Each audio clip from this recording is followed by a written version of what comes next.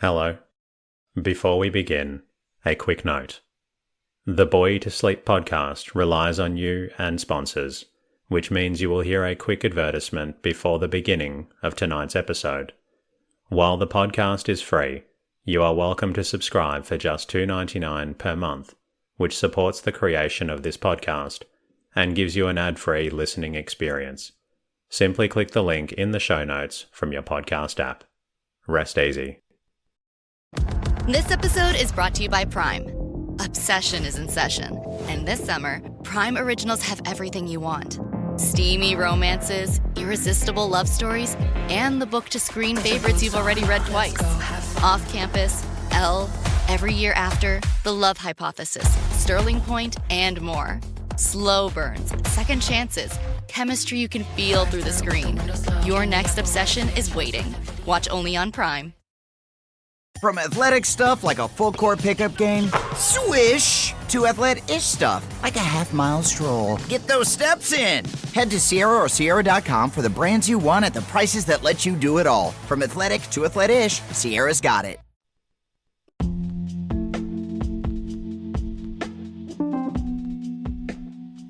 Hello. Welcome to the Bore You to Sleep podcast. The podcast that will hopefully help you get to sleep. I am going to read an open source book, one that is not particularly interesting, but one that is hopefully boring enough to get you to sleep. Tonight's reading comes from Gulliver's Travels, written by Jonathan Swift and published in 1726. This satirical tale follows Lemuel Gulliver through a series of fantastical lands, offering sharp reflections on society and human nature. My name is Teddy, and I aim to help people everywhere get a good night's rest. Sleep is so important, and my mission is to help you get the rest you need. The podcast is designed to play in the background while you slowly fall asleep. For those of you who are new to the podcast, you may not know that it started from my own struggles with sleep. I wanted to create a resource for others facing similar challenges, and I'm so grateful for the amazing community we've built together. The podcast is self-made and self-produced. That is why you'll hear a quick advertisement at the beginning of each episode. These ads, along with support from subscribers and patrons on Patreon, enable me to keep delivering this podcast for free to those who need it. Thank you to everyone who took the time to share their words with me, whether through the website or by leaving a comment in the podcast app. Your messages mean the world to me. If you find the podcast beneficial and would like to support it, here are a few ways you can contribute. Follow the podcast in your app and leave a comment. Become a subscriber for $2.99 per month. You can do that by clicking on the link in the show notes, and it will also create for an ad-free listening experience. If subscribing is not possible, an easy way to help is simply by leaving a review and rating in your podcast app. Even one sentence really helps out. If you would ever like to say hello to me, you can do that by visiting boytosleep.com. And if you know someone out there who also needs a good night's rest, you're always welcome to share the podcast with them. In the meantime, lie back, relax, and enjoy the readings. Gulliver's Travels into Several Remote Nations of the World by Jonathan Swift, first published in 1726.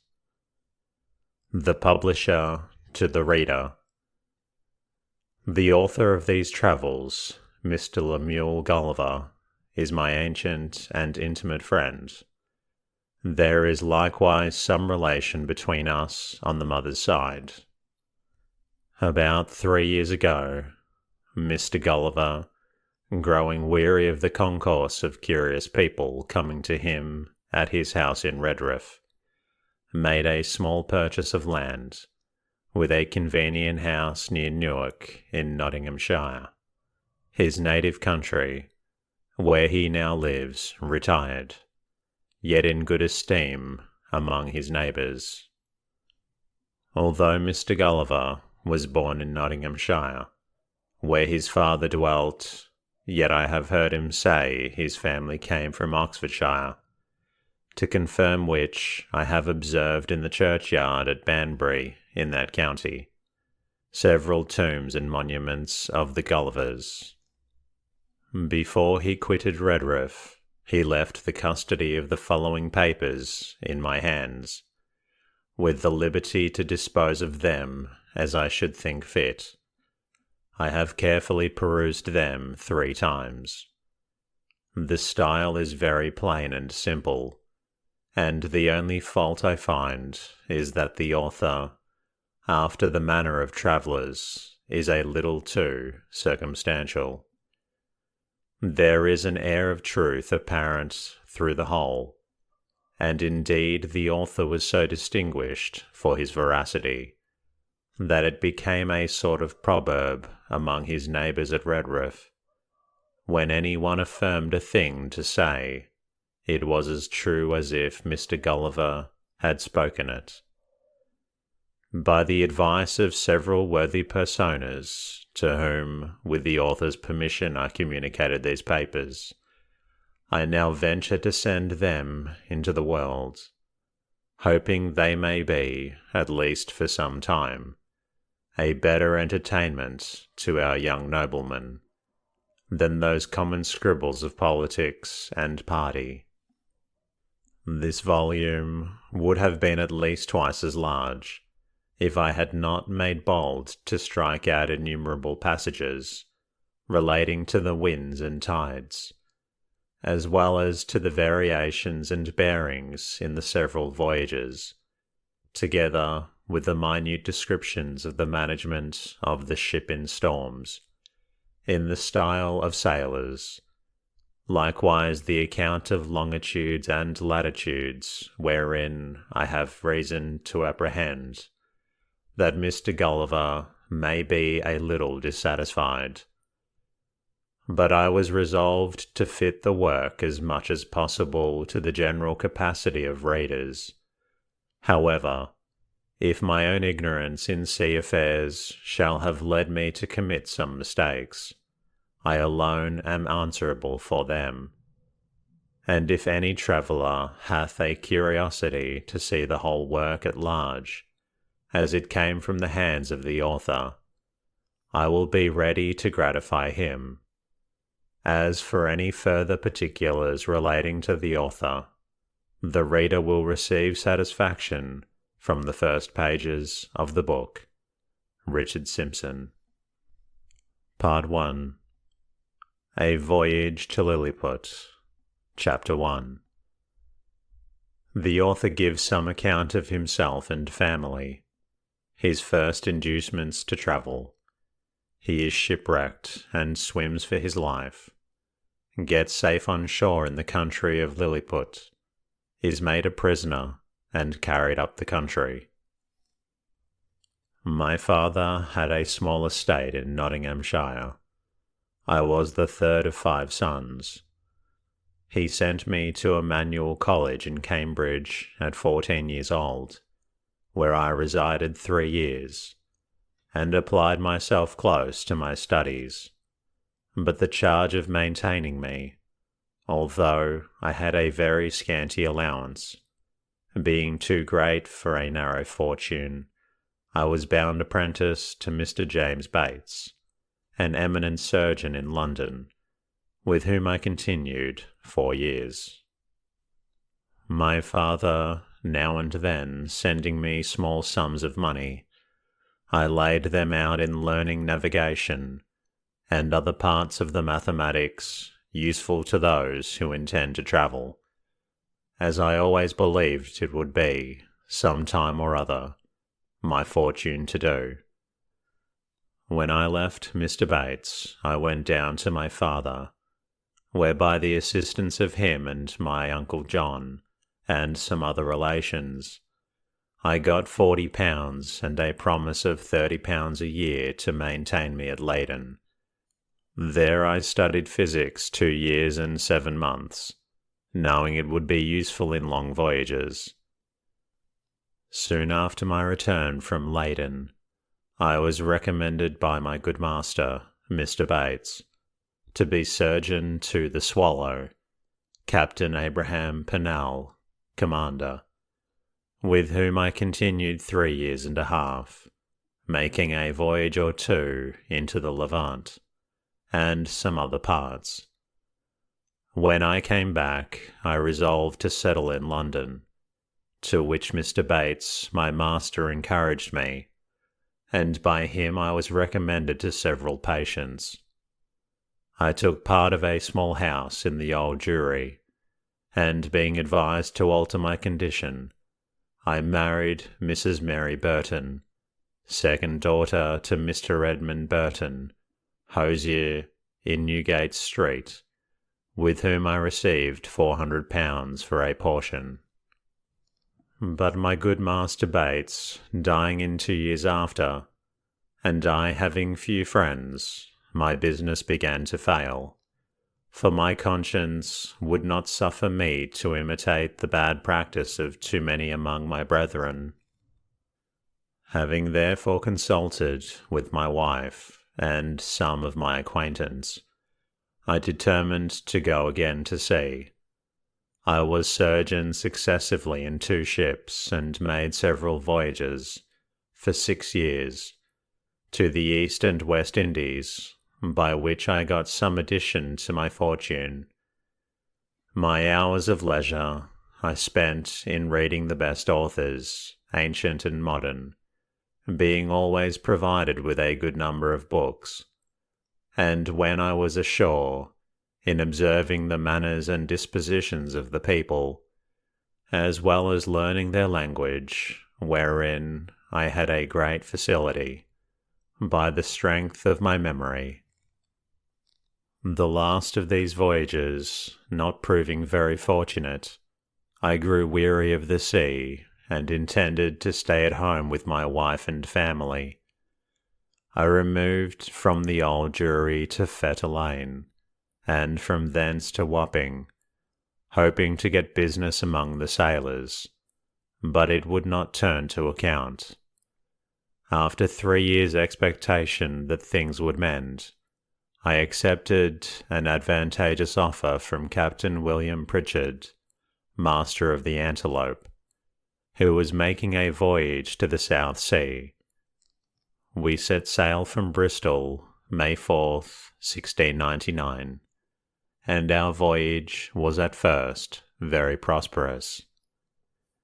It would not be proper, for some reasons, to trouble the reader with the particulars of our adventures to those seas. Let it suffice to inform him that in our passage, from thence to the East Indies, we were driven by a violent storm to the northwest of Van Diemen's Land. By an observation, we found ourselves in the latitude of 30 degrees 2 minutes south.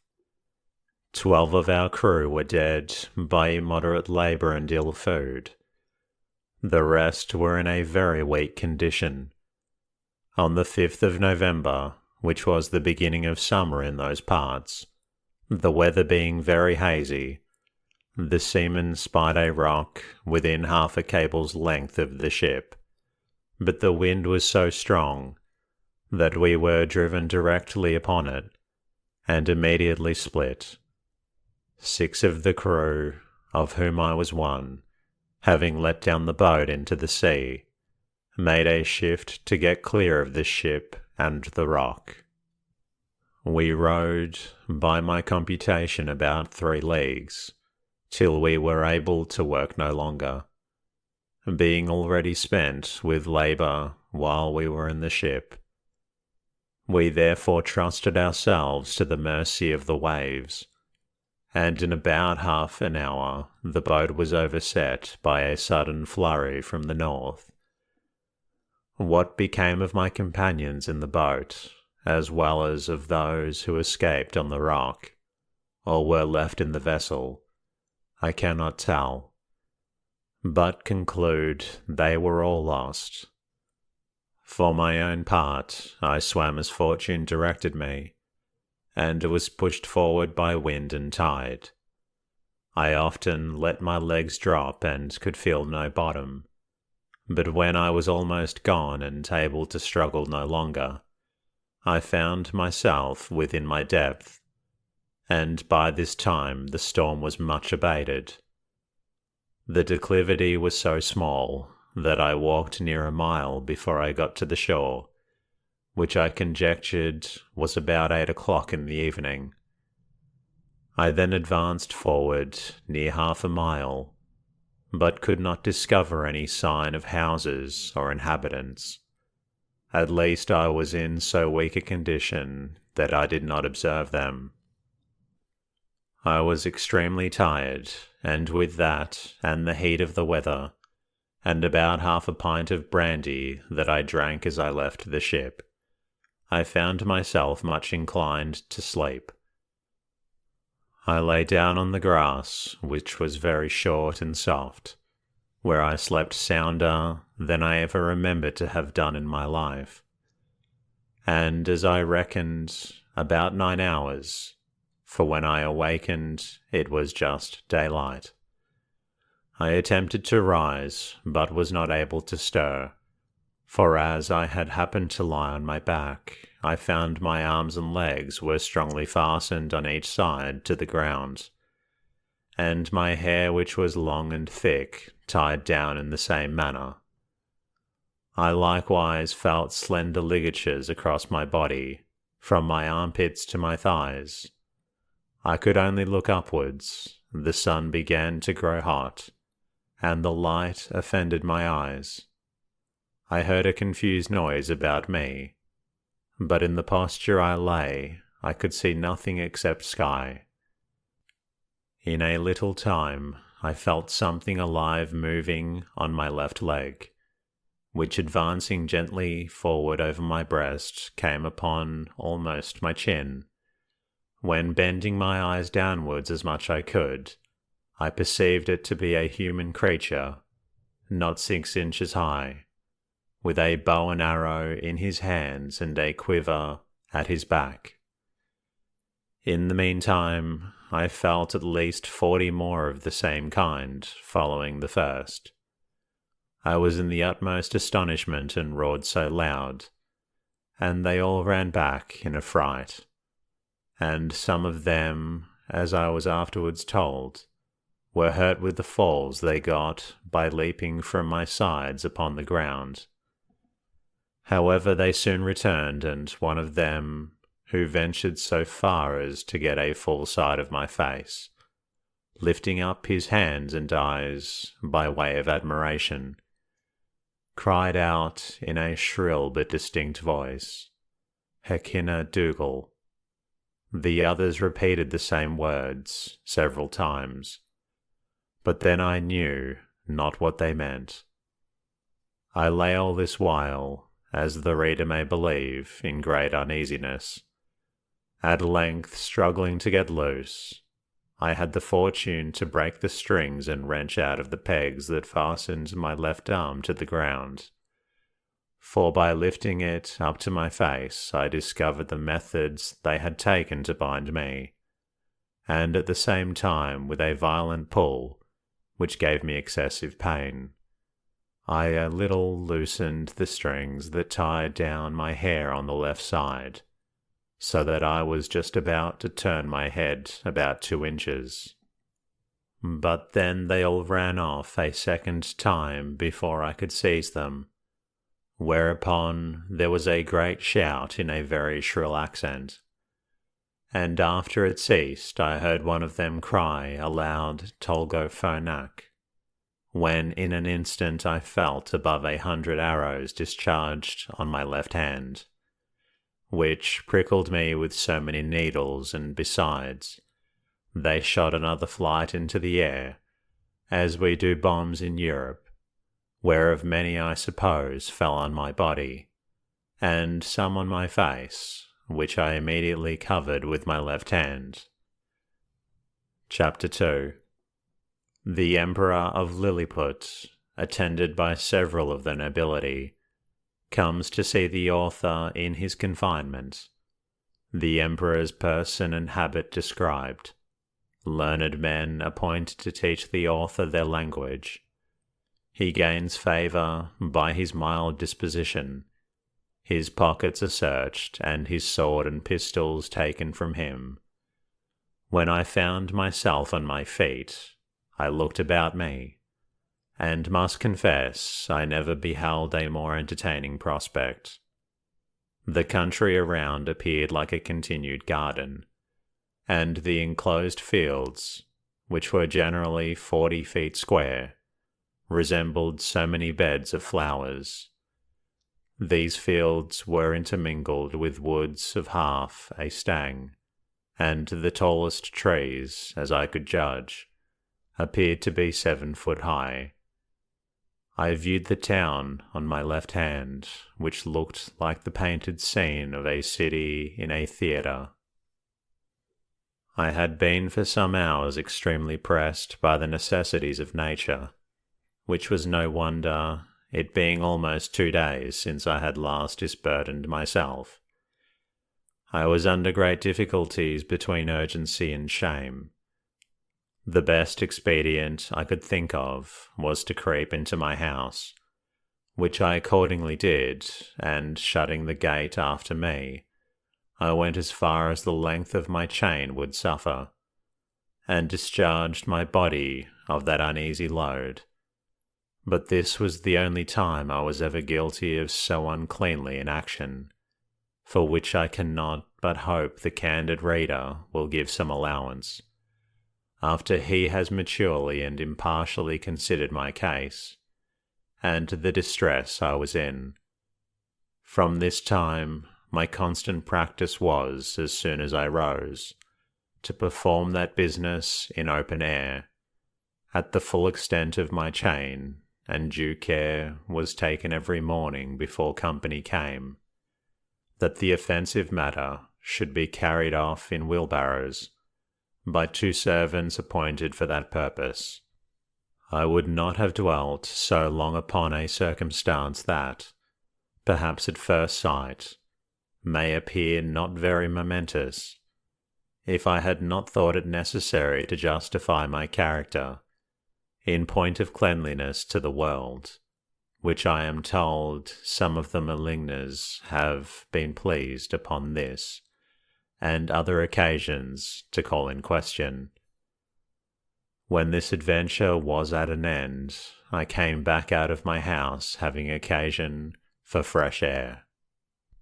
The Emperor was already descended from the tower, and advancing on horseback towards me, which had like to have cost him dear, for the beast, though very well trained, yet wholly unused to such a sight, which appeared as if a mountain moved before him, reared up on its hinder feet, but that prince, who was an excellent horseman, kept his seat till his attendants ran in, and held the bridle while his majesty had time to dismount.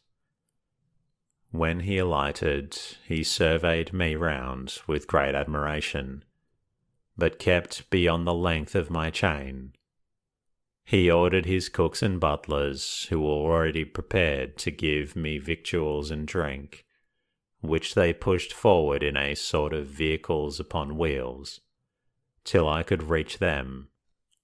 I took these vehicles and soon emptied them all. 20 of them were filled with meat and 10 with liquor. Each of the former afforded me 2 or 3 good mouthfuls, and I emptied the liquor of 10 vessels, which was contained in earthen vials, into one vehicle, drinking it off as a draught. And so I did with the rest. The Empress and young princes of the blood of both sexes, attended by many ladies, sat at some distance in the chairs.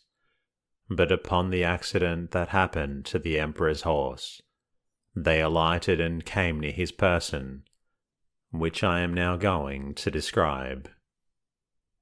He is taller by almost the breadth of my nail than any of his court, which alone is enough to strike an awe into the beholders. His features are strong and masculine, with an Austrian lip and arched nose, his complexion olive, his countenance erect, his body and limbs well proportioned, all his motions graceful, countenance erect, his body and limbs well proportioned, all his motions graceful, and his deportment majestic. He was then past his prime, being 28 years and 3/4 old, of which he had reigned about 7 in great felicity, and generally victorious. For the better convenience of beholding him, I lay on my side, so that my face was parallel to his, and he stood but 3 yards off. However, I have had him since many times in my hand, and therefore cannot be deceived in the description. His dress was very plain and simple, and the fashion of it between the Asiatic and the European, but he had on his head a light helmet of gold, adorned with jewels, and a plume on the crest. He held his sword drawn in his hand to defend himself. If I should happen to break loose, it was almost 3 inches long. The hilt and scabbard were gold enriched with diamonds. His voice was shrill, but very clear and articulate, and I could distinctly hear it when I stood up. The ladies and courtiers were most magnificently clad, so that the spot they stood upon seemed to resemble a petticoat spread upon the ground, embroidered with figures of gold and silver. His Imperial Majesty spoke often to me, and I returned answers, but neither of us could understand a syllable. There were several of his priests and lawyers present, as I conjectured by their habits, who were commanded to address themselves to me, and I spoke to them in as many languages as I had the least smattering of, which were High and Low Dutch, Latin, French, Spanish, Italian, and lingua franca, but all to no purpose. After about 2 hours the court retired, and I was left with a strong guard, to prevent the impertinence and probably the malice of the rabble, who were very impatient to crowd about me as near as they durst, and some of them had the impudence to shoot their arrows at me, as I sat on the ground by the door of my house, whereof one very narrowly missed my left eye. But the colonel ordered 6 of the ringleaders to be seized, and thought no punishment so proper as to deliver them bound into my hands, which some of his soldiers accordingly did, pushing them forward with the butt ends of their pikes into my reach. I took them all in my right hand, put 5 of them into my coat pocket, and as to the 6th, I made a countenance as if I would eat him alive. The poor man squalled terribly, and the colonel and his officers were in much pain, especially when they saw me take out my penknife.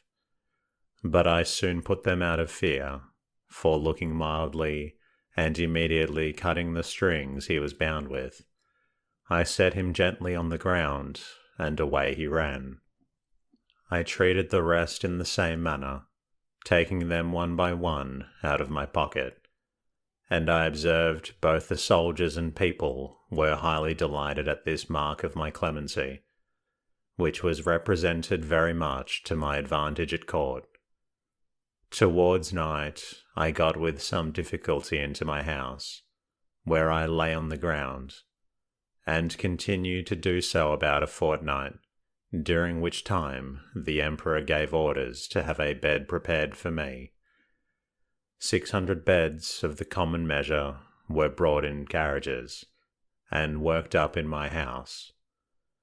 150 of their beds, sewn together, made up the breadth and length, and these were 4 double, which, however, kept me but very indifferently from the hardness of the floor. That was of smooth stone. By the same computation, they provided me with sheets, blankets, and coverlets, tolerable enough for one who had been so long inured to hardships.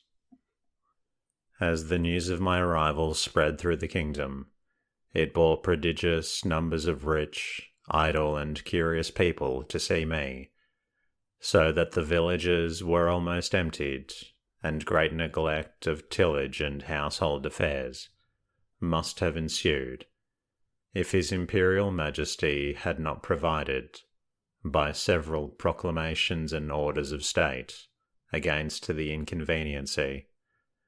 He directed that those who had already beheld me should return home, and not presume to come within 50 yards of my house, without license from the court, whereby the secretaries of state got considerable fees. In the meantime, the Emperor held frequent councils to debate what course should be taken with me, and I was afterwards assured by a particular friend, a person of great quality, who was as much in the secret as any, that the court was under many difficulties concerning me. They apprehended my breaking loose, that my diet would be very expensive, and might cause a famine. Sometimes they determined to starve me, or at least to shoot me in the face and hands with poisoned arrows, which would soon despatch me, but again they considered that the stench of so large a carcass might produce a plague in the metropolis, and probably spread through the whole kingdom.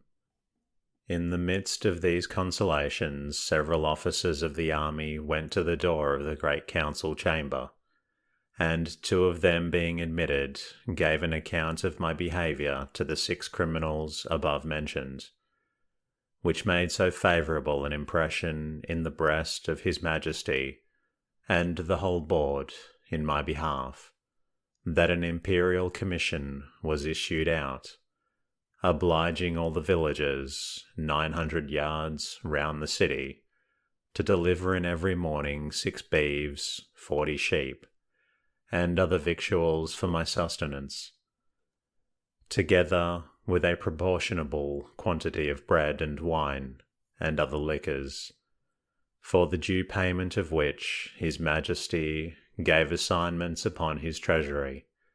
For this prince lives chiefly upon his own domains, seldom except upon great occasions, raising any subsidies upon his subjects, who are bound to attend him in his wars at their own expense.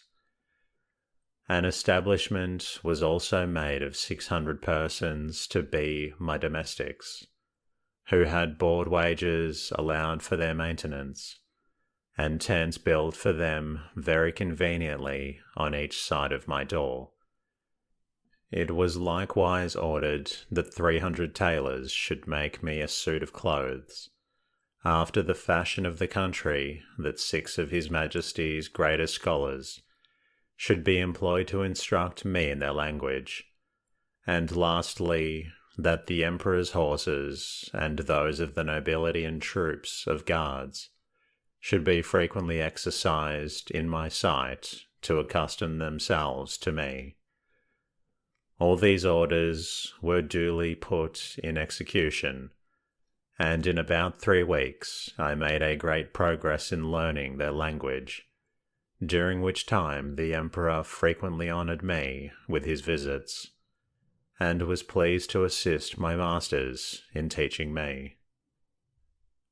We began already to converse together in some sort, and the first words I learnt were to express my desire that he please would give me my liberty, which I every day repeated on my knees. His answer, as I could comprehend it, was, that this must be a work of time, not to be thought on without the advice of his counsel, and that I first must lumos calmen pesso de mar lonimposo, that is, swear a peace with him and his kingdom. However, that I should be used with all kindness. And he advised me to acquire, by my patience and discreet behaviour, the good opinion of himself and his subjects. He desired I would not take it ill if he gave orders to certain proper officers to search me, for probably I might carry about me several weapons, which must needs to be dangerous things, if they answered the bulk of so prodigious a person. I said his Majesty should be satisfied, for I was ready to strip myself and turn up my pockets before him. This I delivered part in words and part in signs. He replied that by the laws of the kingdom I must be searched by 2 of his officers, that he knew this could not be done without my consent and assistance, and he had so good an opinion of my generosity and justice as to trust their persons in my hands, that whatever they took from me should be returned when I left the country, or paid for at the rate which I would set upon them. I took up the 2 officers in my hands, put them first into my coat pockets, and then into every other pocket about me, except my 2 fobs and another secret pocket, which I had no mind should be searched, wherein I had some little necessaries that were of no consequence to any but myself. In one of my fobs there was a silver watch, and in the other a small quantity of gold in a purse. These gentlemen, having pen, ink, and paper about them, made an exact inventory of everything they saw, and when they had done, desired I would set them down, that they might deliver it to the emperor. This inventory I afterwards translated into English, and is word for word as follows. And that concludes tonight's readings. I hope you've enjoyed listening to this story. I also hope that you're feeling a little tired. If you're not quite tired enough yet, you're always welcome to listen to another episode of the Boy to Sleep podcast. Until next time, good night.